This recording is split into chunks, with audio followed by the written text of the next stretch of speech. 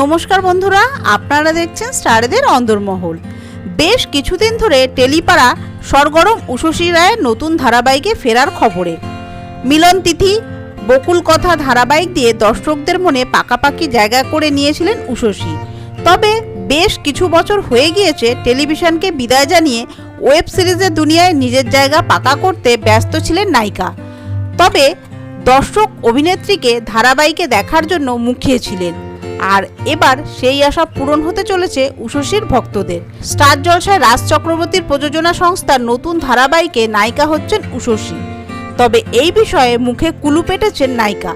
তবে শোনা যাচ্ছে সম্ভবত অসমবয়সী গল্প দেখানো হবে নতুন এই মেগাতে। আর উষসীর বিপরীতে নায়কের চরিত্রে থাকবেন অভিনেতা সুস্মিত মুখার্জি। সবকিছু ঠিক থাকলে খুব শীঘ্রই জুটি বাঁধবেন উষসী ও সুস্মিত।